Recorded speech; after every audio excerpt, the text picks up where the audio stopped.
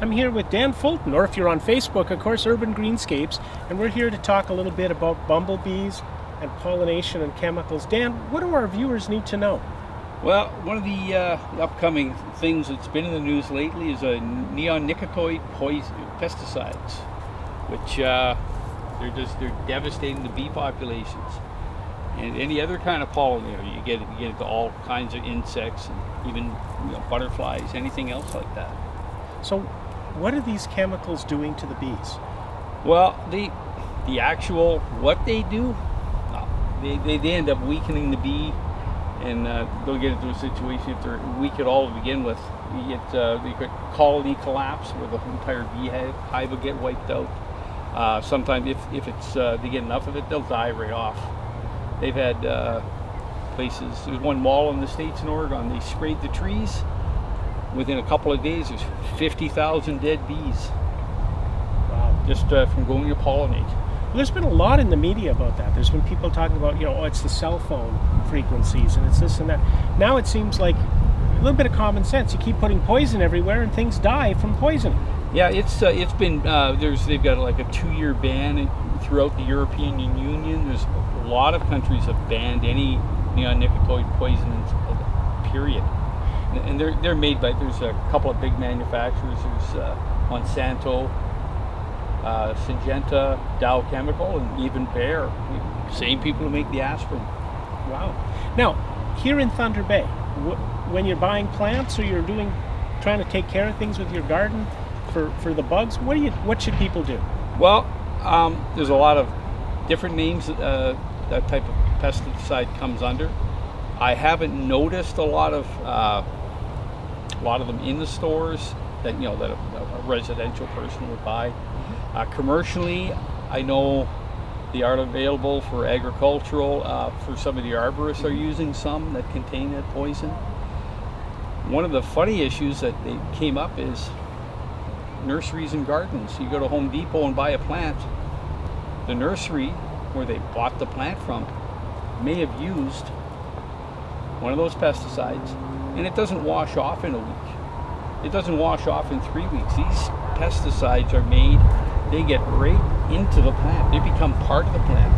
They'll last for months, years. So this is an issue that all of our home gardeners have to watch for, and probably ask in the store and make sure that the message is said, we don't want this on our plants.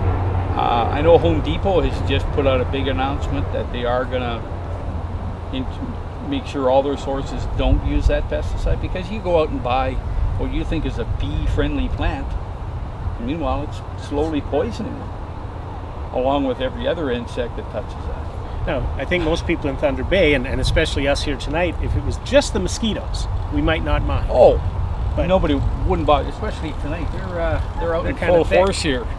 We're down here at the Centennial Conservatory talking about how to save the bees, and be sure to go on Facebook, look up Urban Greenscapes, because you're always doing stuff. Yeah, I say this is one of the big things lately are the pesticides. I call them poisons. That's what they are. But they're systemic. They stay in the plant. That's the problem. And you get the farmers, they'll spray a cornfield. Well, it drifts off and either kills every bug beside it, or it goes on the flowers beside it. And that's become an issue with the monarchs, which are another issue. They're a species of concern in Ontario. Yeah.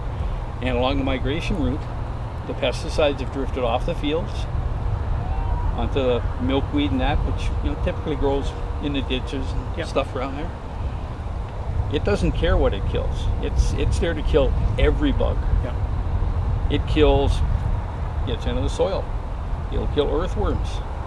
Now they're finding it's even affecting birds because they eat the insects and it builds up. Now, one of the funny things, one of the companies that makes neonicotinoid poisons is Monsanto. They also made DDT, and we all know the history of that. Another pesticide they never tested properly. Neither were neonicotinoids tested properly, and it took years to find out what they did. We almost lost the bald eagle, the peregrine falcon, dozens of other species. So we need to be doing a lot more thinking about what we're putting on our plants, because in a lot of ways what we put on our plants is in many cases going to end up in us. In us. But if we lose the bees, every third bite you take is because a bee pollinated something. And if you're really concerned, chocolate, coffee, all the mainstays in life. Yeah, all the important stuff. Dan, thanks for taking the time to talk to us. Always good, James. Thank you very much. Thank you very much. Cassette ones, that used to sometimes get them going a little bit, the frequency of them. Nah, they're ignoring you. Video cassette ones.